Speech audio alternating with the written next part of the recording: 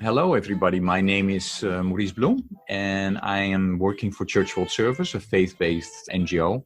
I'm also on the advisory council of Religica, and I'm thrilled today to do a podcast on the power of music in transforming the world and its people. I asked a very good friend of mine, Greg Thomas, to be my guest. At Religica, we seek conversations of the heart and a deeper awareness of ourselves, our neighbors, our communities and the world. And we tend to think of ourselves as a mirror that helps to reorganize, reflect back to the world and its daily appearance. And, we look at the deeper quest of meaning. And today we are going to try to talk about how does music give meaning to us, to you, to me, to our families, to our companies, to our world. Greg, let me, allow me to share a little bit with our listeners about what you're famous for. Appeared in the Village Voice, the Salon, the Guardian Observer, The Root, American Legacy, New Republic, Uptown. And as an editor, you worked for Forbes Media American Legacy Woman magazine, and you were the founding editor-in-chief of the Harlem World magazine.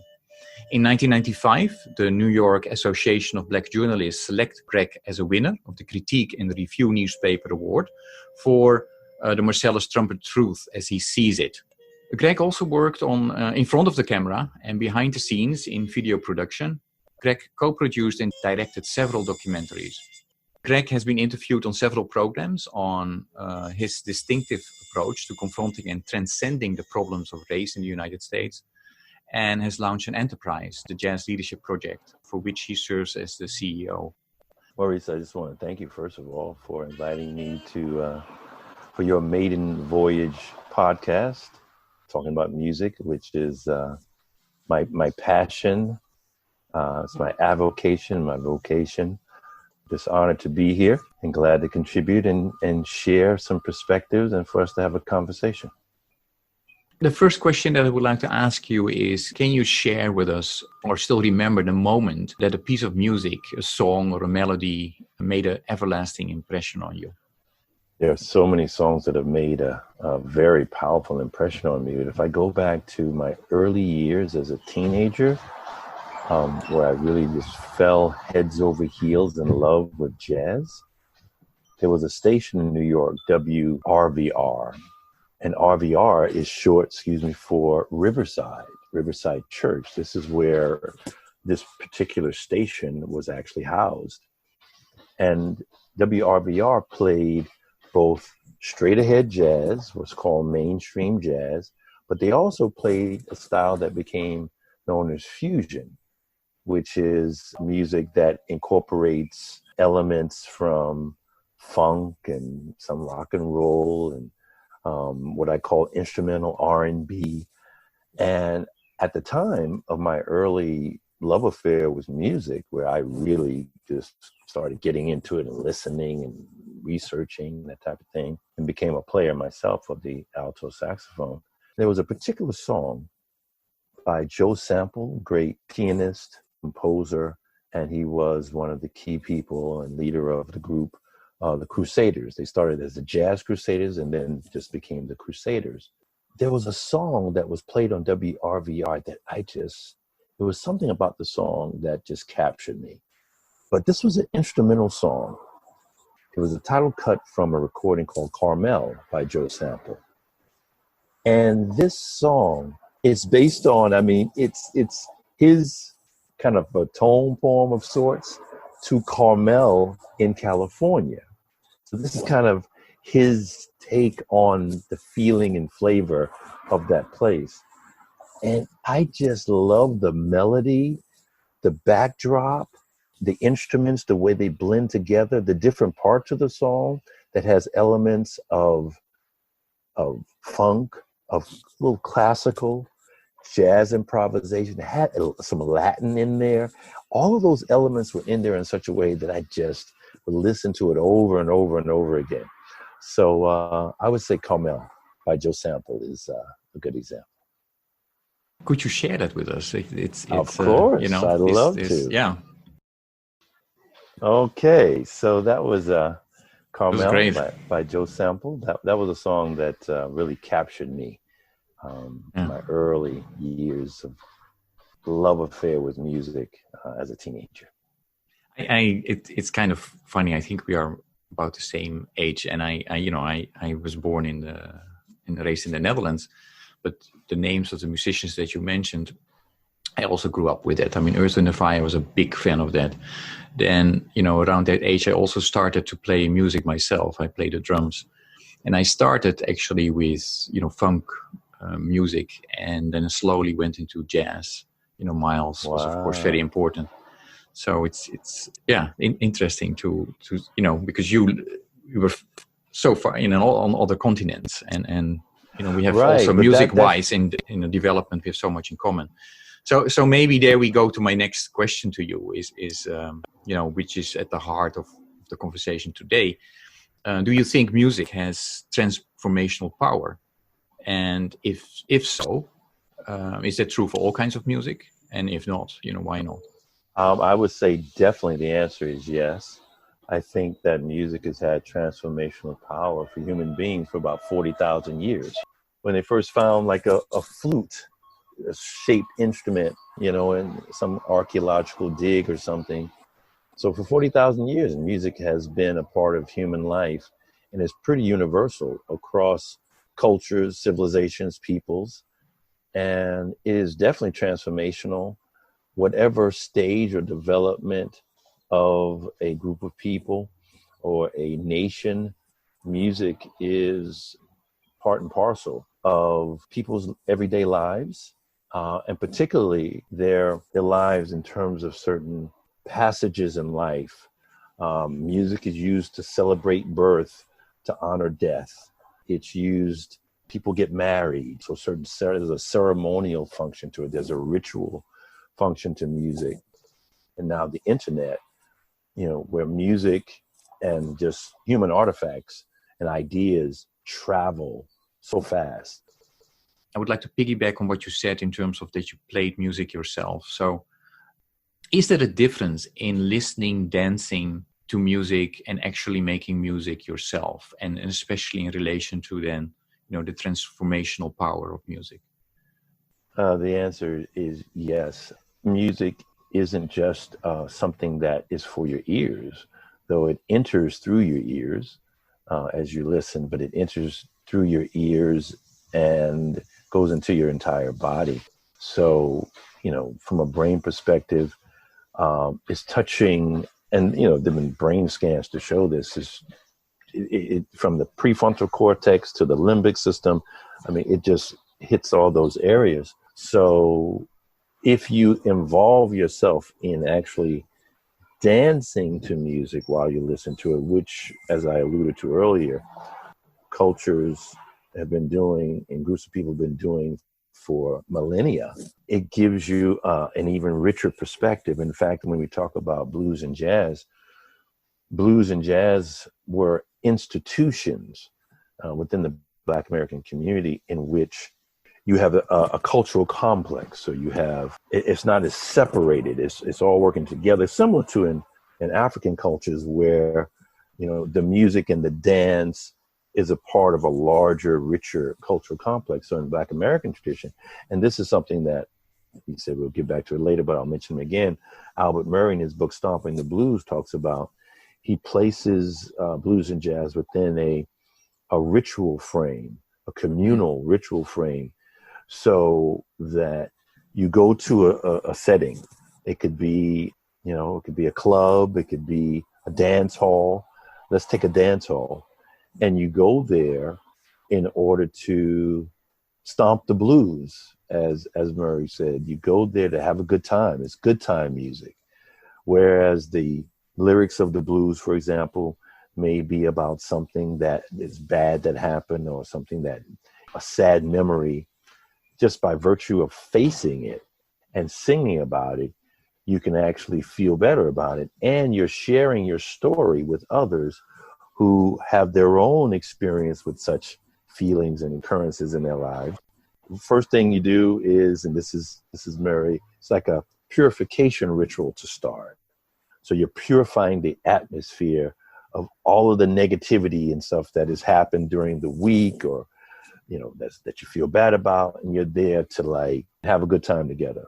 And then because you're grooving with others in your bodies, you have a situation where what starts as a purification ritual becomes a fertility ritual so that life can continue. So it definitely makes a difference. In fact, I'd like to, if you wouldn't mind, I'd like to share a quote from Murray that I think is very suitable and appropriate. He says that Black folks had the disposition, in the face of all of the misery and uncertainty in the universe, to refine all of human action in a direction of dance beat elegance. I submit that there is nothing that anybody in the world has ever done that is more civilized or sophisticated than to dance elegantly, which is to state with your total physical being an affirmative attitude toward the sheer fact of existence. So that, I think, kind of sums up a part of the answer. And I think in terms of why blues and jazz aren't as popular as they used to be, of course, you have other art forms that raise up and they become popular. But part of the reason for that is because blues and jazz became more of a listening music as opposed to a dance music.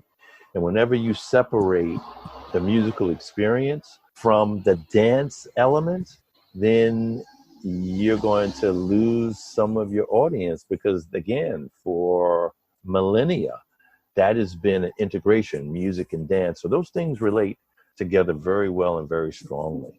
Yeah. Going back to Albert Murray's theory and, to his books, and why do you think his work is so important for the challenges that we face in our world today? And yeah. Well, I would say, we could spend, believe me, quite a bit of time talking about Murray's importance to our current moment. But I'll lean on one concept. The title of his first book was called The Omni Americans, which is another way of saying all Americans. And he means by Omni Americans that he's focusing not on race, which to him was a dead category of analysis, a social science categorization that breaks people into boxes based on their outer appearance, their phenotypic appearance. And to Murray, saying that you cannot judge people's either motivations or their behavior based on their outer appearance. You have to take a look at culture. And when it comes to culture, he and Ellison both focused on the fact that American culture, from early on, even before its founding, was a mixture, a hybrid, a blending of various elements together in what's called a vernacular culture. So on one hand, this is John A. Cohenhoven's work. He wrote Made in America. He wrote another work, A Beer Can by the Highway, that Ellison wrote the intro for. And he talks about American vernacular culture. And that's where you have a combination of a very learned tradition from Europe with kind of a homespun, make do with what you have kind of orientation in the country, where people just use what was around them and they use their creativity to create what became or what has become American culture. And this is even before the official founding of the nation in terms of its political structure. So this composite culture is something that Murray said, that's Omni Americanness. If you come to this country and you have a different background and you adapt yourself to American culture, that means that you are going to have elements of, say, and this is going to the work of Constance Rourke, you're going to have some Yankee elements in there. You're going to have some experimental frontiersmen and backwoodsmen kind of elements. And you're definitely going to have, Black American aspects, because that's kind of foundationally in terms of the American character and particular archetypes that she talked about in her work, American Humor. You're going to have those elements. instead of looking at things racially, if we look at things culturally, then we can say, wow, we're mixed anyway. Therefore, let's embrace the differences and those qualities that and those gifts that come from the differences, and let's move on forward together from there. So his Omni American concept alone could do a lot to advance our dialogue in our current moment and to point the way to the future. So how does that translate back to the different types of music that are in our world? You know, we're talking here about the US specifically. Can you come up with examples of how do we see that in the music itself? Absolutely. If you take a look at the foundation of American music, one of the biggest foundation is the blues itself, which derived from Black folks at the turn of the 19th into the 20th century, usually in the South, along the Mississippi River. You have various forms of the blues, but let's just say in general, the blues is foundational for jazz, for R&B, for rock and roll. So you have these different styles of music, these different idioms of music that have grown and developed from that cultural foundational root. So let's take jazz in particular, as we referenced.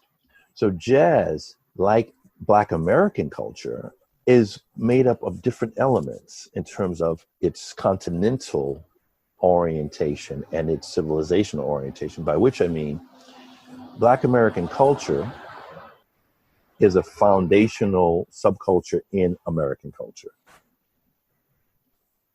And when you really look at it, you could say, well, Black American culture is a combination of certain aspects of African culture that was brought with the Africans who were brought over during the slave trade and the culture they developed here in the United States.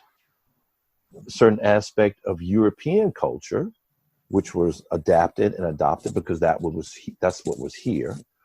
And then even aspects of Caribbean or specifically Afro-Cuban culture were adopted to become aspects of Black American culture and of jazz. You can actually pinpoint and study certain aspects in each of those areas and show how they contributed, how they were tributaries into what became jazz.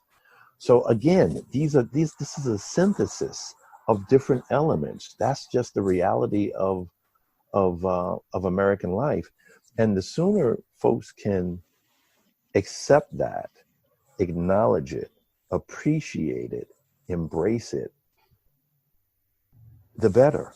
It's not just the African influence. It's not just the European influence. It's not just the Caribbean or say Latin American influence. It's all those things together. Mm-hmm. To me, it's a beautiful picture, instead of it being a reason for conflict, it's a reason for celebration.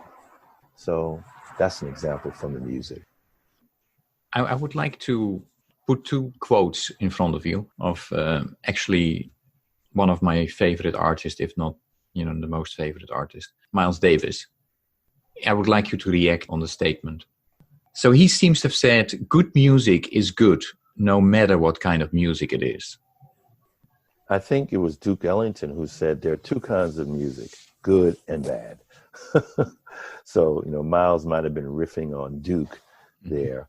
I mean, I think in a broad stroke way, you could say that. I mean, music is something that needs to be played well.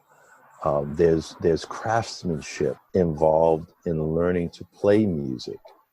And so that's why in many cultures you have an apprenticeship system that allows folks to go from beginner to intermediate to advanced, or to use medieval model of apprentice, journeyman, and master craftsman. And I know that a lot of these terms have their male-centric carryovers, I realize that. But it's the developmental model that I think is the most important piece. So you need to take time to learn your instrument so that you can express yourself. So technique but technique is very important. So the more and better you learn how to play your particular instrument of expression, whether it's your voice or an instrument like a piano or guitar, bass, drums, saxophone, trumpet, trombone, the better you can play with others and give people an elevated experience, something to lift their spirits in whatever the context it is. So if you're talking about bad music, then it's something that doesn't gel well together. You're talking about maybe people who are not playing well together, because music models human excellence and human group collective activity and intelligence. That's why in the Jazz Leadership Project, we use jazz as a great model for leadership, from self-leadership to leadership with and of others, and the team and group and ensemble interaction on a very high level, high performance, we call it. Because when you're talking about doing it well, you have all those things clicking. Then you have everything from shared leadership to ensemble mindset as an expression of what we call in jazz swinging, where everything is clicking and working together. To use a sports analogy, you have a situation where Bill Russell talked about those instances where with the Boston Celtics, where he won 11 championships out of 13 seasons. I think he may be the greatest champion in all of American sports. He talked about those instances where those special moments where time would seem to change. We call it being in the zone or in the flow. And this happens with musicians too, where time seems to change, where you are to the edge of your capabilities. You're already great or already a master, but it pushes it to another level. And you do that collectively with other people. And things seem to move in slow motion, or you can sometimes anticipate what's going to happen. This happens on the bandstand with very high level musicians who are improvising together. They can sense together, feel together, hear together. And that's what we want to get to as organizations and teams within organizations. So when we're talking about good music, that's good music at a very high level. If we're talking about bad music, then it doesn't move you. It doesn't touch you for a variety of reasons. But I could agree with the general idea that there's two types of music, good music and bad music. And thank you for lifting up your company, the Jazz Leadership Project, because I do think it's very interesting what you try to do. So when I was listening to you, I thought, what Greg is actually also saying is the other statement that I wanted to put in front of you, of Miles. Sorry. It's not about standing still and becoming safe. If anybody wants to keep creating, they have to be about change. Absolutely. Yeah? Absolutely. Yeah. Yeah. I mean, now Miles is a special case. I say that because stylistically, he was akin to a Picasso, who was a master of such a wide range of forms in the plastic arts and in the visual arts, from sculpture to painting and drawing. So Miles, my God, from bebop to hard bop to cool jazz to fusion to pop. I mean, he played in all of those different styles or idioms or genres, you can call them. So he's a very special case of that. So he almost had a congenital need to change and not stay the same. But I think in terms of transformation, because I think one of the foundational words for this program is music as transformation or transformational agent. I would say yes, we can't stand still. Time isn't standing still. The universe is progressive and it's going faster and faster, though, in our particular solar system, it may not seem like that. But, you have various cycles from day to night. So things are always changing. So we have to adapt and adopt ourselves to those changes and also use our will and our consciousness to enable certain change towards transformation. We use our capacity to envision. We use our capacity to strategize. We use our capacity to plan. But you leave enough space, because you know what they say about the best laid plans of mice and men. You got to leave space for improvisation. You have to leave space for the unexpected. Okay, that's the thing. You have to have some slack in your plan so that when the unexpected happens, when syncopation comes in, you can flow with it. See, you don't want to be too rigid. See, so yeah. So those are some of the different aspects and elements to my answer to that. So once again, Miles, I would have to agree with Miles. You are listening to Religica. Check us out at religica.org and follow us on Facebook.